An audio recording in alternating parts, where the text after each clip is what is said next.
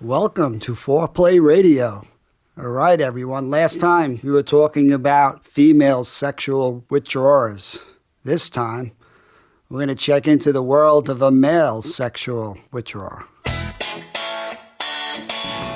Hey, you're listening to Foreplay Radio for Couples and Sex Therapy, and I'm Laurie Watson, your sex therapist. And I'm George Fowler, your marriage therapist. We want to take a wide lens on sexuality and talking with you about what we've learned as experts in the field on how you bring your body, your mind, and your brain to the sexual experience. We want to expand people's perspective of just talking about sex, that it's not something to be avoided, it's actually something to embrace and to lean into, with an openness to be changed by what you hear.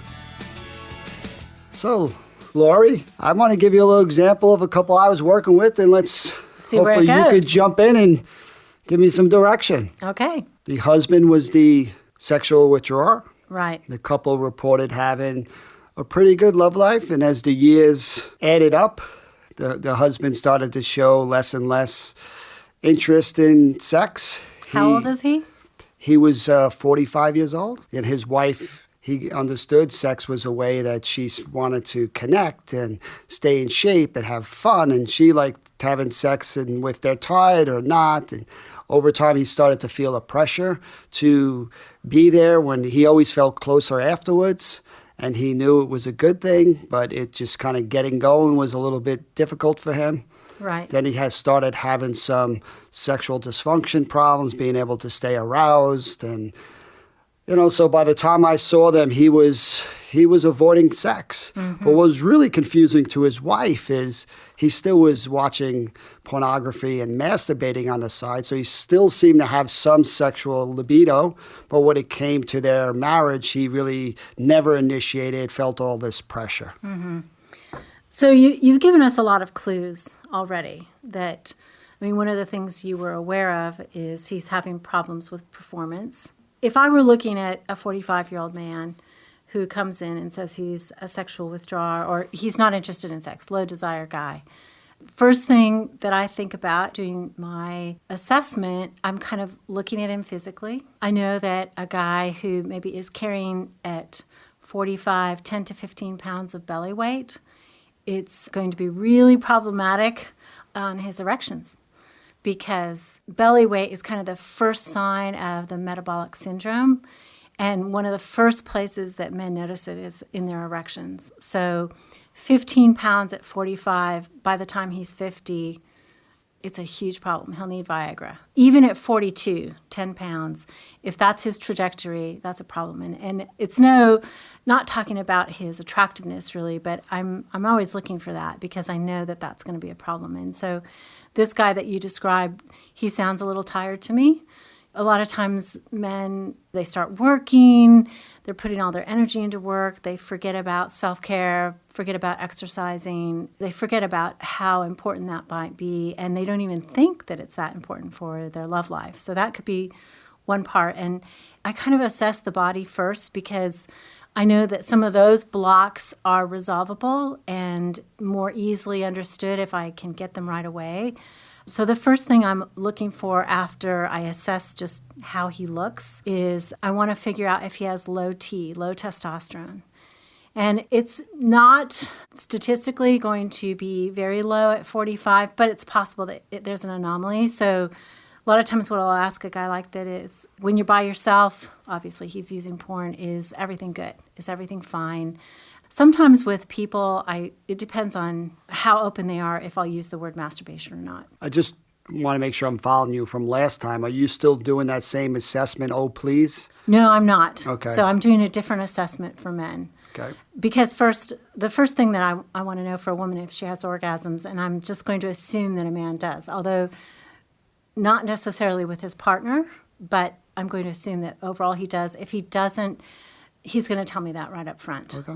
Yeah. So first I want to just check physiology. Is it possible that he already has ED for physiological reasons, and does he have low testosterone? And some of the way I ask that is, how is it by yourself? So if he has a fine erection by himself, we're probably good. I also ask sometimes, depending on the openness, does he have morning erections? Because if he has a morning erection, he's got T.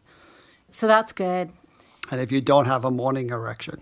So that wanes with age in general. It doesn't necessarily mean low testosterone, but at 45, he probably should be having them, especially if he has enough desire to masturbate. So that tells me he has some sense of subjective desire. So I know that's actually pretty good.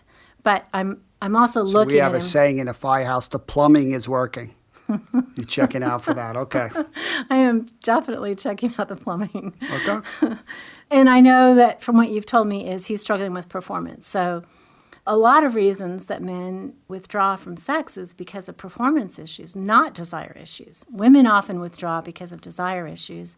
But men, if they can't perform, they think if they can't have an erection, which to me is very different than whether they can actually perform or not and make her happy.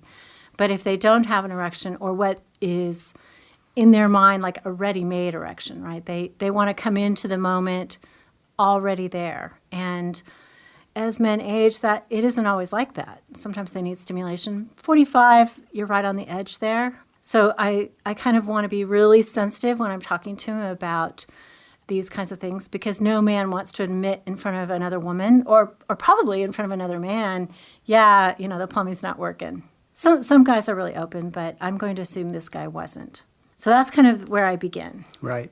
I'm sure you covered it on the previous shows, Emily and Nagoski's work around the brake and the gas pedal. So that's part of your assessment. What you're saying is this guy's, he has desire, the gas pedal's working okay. He wakes up with a morning erection, he can look and masturbate to pornography, but there's something in his marriage that's putting on a brake, right? That's kind of stopping the pressure, the performance, and that's really what we're going to go to try to figure out, that context of exploring that brake and figuring out ways to free that up. Right, exactly. So we want to figure out what the break is, why not with his wife. A lot of times I think two men start to struggle with performance issues, and it's incredibly normal to have that happen. I mean, so normal.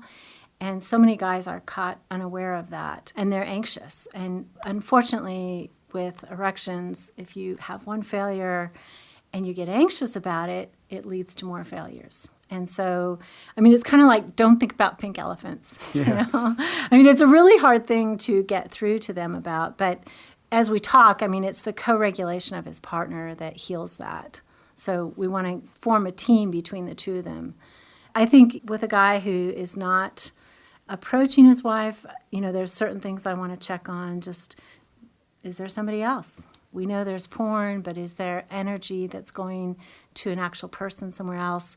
One of the things with porn is, I'd love it to be just porn these days, but sometimes it's chat rooms. It goes so far beyond porn these days, or magazines. I mean, it could be real live interactions that absorb an emotional energy as well. So I want to know when he says porn, and is he able to talk about that? I mean, oftentimes the partner's really angry. He's using porn, and she's hurt and she's rejected. So it's very hard in the beginning to talk about it. It's also hard to understand what he gets out of porn.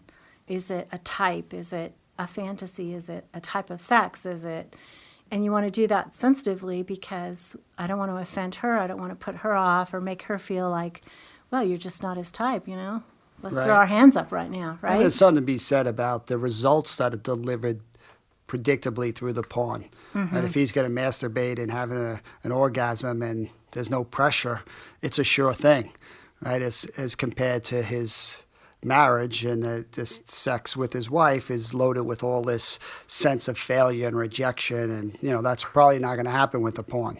Exactly, and I think that's one of the reasons men use porn, because it's so easy. Their body works. And that is reassuring. Nobody is telling them they did it wrong. And they're always open for it. The picture or the film or whatever they're looking at is always up for it. And there's absolutely no risk and no vulnerability in it. So is it easier? You were talking last time about the female sexual withdrawer who can't access her libido. Here's the male who can access it but can't channel that towards his partner. Right. So is it easier to get him heading back towards his marriage? I think it depends. I I probably knew you were think, going to say that. I know, I'm sorry. I think that a male sexual withdrawer is working against his biochemistry. right? His biochemistry, if he has good testosterone, he's working against that to express that in the marriage. So that to me tells me that there's some counterforce that is really powerful because testosterone is so powerful. I mean, it is moving him in huge ways compared to a female and her levels of testosterone. I'm going to show you, George, but so a man's testosterone looks like this. I wish we had Madison here to take the picture, but there's this much. And when a guy it's like 1,000 to 300 nanograms per deciliter is what the measurement is of normal testosterone. So when he's at 300, he says, I have low libido. And I say, what does that mean? And he says, I don't have morning erections. When I'm having sex, I'm having trouble keeping my erection. When I use Viagra, it doesn't always work that well. And if I have a fight with my wife, I don't want to do it. So in essence, at 300, he is acting much like women act. Yep. And so a woman actually starts with 70 nanograms per deciliter of testosterone in her blood when she's 18 years old. By the time she's 40, it's in half. That's 35. By the time she's menopausal, 0.2 is considered normal. So, I mean, we are talking very, very different body chemistries. And I really think that what I've learned as a sex therapist and as a couples therapist is that this level of hormones impacts our psychology. So let's say this guy comes in and if he tells me, I'm having trouble with performance, I don't have much desire, but he's masturbating twice a week, I'm not that worried. But if he says I'm masturbating once a month, then I want his testosterone checked. But so this guy, not that particular character, but I might have his testosterone let's go with the character that he's got high testosterone. Okay, he's got high Right. testosterone. That's not the problem. It's not biophysical. Yep. There's something else. There's something else. What's your theory of change? How are you going to help? So this, we have to figure out what has happened between the coupleship. Like, my most important question is, when did it change? Do either of them know when it started to change? I mean, for a lot of people, it could be progressive. And I don't think that progressive diminishment of eroticism is what's natural. I think that it doesn't have to be, that we can actually grow in safety with each other and sex can get better. But I think that a lot of people don't prioritize that. They're not intentional about it. And so it does get progressively lower in their relationship. So sometimes they don't know, but maybe there's a moment. Maybe it's when my wife had our first child, suddenly I felt all this pressure about making a living and providing for my family. And so he channels all his energy into his work. And I say the work is basically the mistress. He still feels sexual desire in his body, but he channels all of that energy into producing for the family, which is ironic. Like, if you were to ask him, right, he's essentially a withdrawer in both ways, and he's going to say, what's wrong? What's wrong? You know, I'm doing everything I can to make this happen. Or maybe there's this moment of, maybe it was a performance failure, maybe it was a rejection. He comes to her at some point and she's too tired, something. And it's weird, but sometimes single incidents and single episodes can wound somebody in a way that they take this kind of vow that says, I'm shutting down. I'm not going to be vulnerable again. I'm not going to risk. And if there's not that one moment, it's more a cumulative impact. Which it often is. Then I want to know what happens. I want to know what they do in bed. What is he like? What is he not like? What is he afraid of? And you can't ask a sexual withdrawer just like you can't ask a emotional withdrawer, what are you afraid of? That would be a horrible question in the beginning. But eventually, kind of chip by chip, I can begin to hear that, and I'm looking for that because there is often an origin. And sometimes it's the way she approaches. Sometimes it could be he's not as attracted to her. It turns out we all age, and there is difficulty, I think, in our idealism about who we're attracted to when we're young and who our partner becomes. I mean, I think there is difficulty in conservation, the principle of conservation. Like, I know who you are no matter what happens to your body, how you look, I still know who you are. Like, you are who you are in my heart to me. And that's a principle of conservation, right? We learn that as children. When your brother pours Coke into the skinny cup and pours Coke into the fat cup, it may be the same number of ounces, but we have to learn that. So let's come back and talk about some more with the male withdrawer after the break. Speaking with certified sex therapist Laurie Watson from Awakening Center for Couples and Intimacy. Laurie, what is an intensive? So an intensive is 12 to 14 hours of therapy all in one weekend. And it's a way to really make fast progress compared to weekly therapy. I mean, there's just so much more you can get done when you have a chunk of time. Overcome the challenges in your relationship and your sex life. Learn more about intensives and Awakening Center's other services at awakenloveandsex.com. Hey, I want to let you guys know all about George. He's written and contributed to several books, and I'd especially like to draw your attention to his book, Sacred Stress, a radically different approach to using life's challenges for positive change. His book is about a mission on how you adopt new strategies and turn stresses into a positive force in your life. And who among us doesn't live with a lot of stress these days? We'll keep you posted as to all he's doing. But George and other EFT therapists all around the country and the world hold couples retreats called Hold Me Tight, which is developed by Sue Johnson, and it helps secure your own relationship. If you'd like therapy with George, find him at georgefowler.com.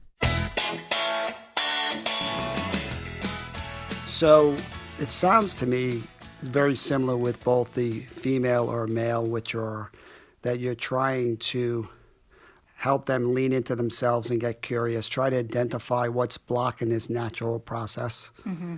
That if the male is able to have an orgasm but can't with his partner, then something's blocking it. Right. So how are you going to, I think you've done a good job of explaining how you might identify that in different settings.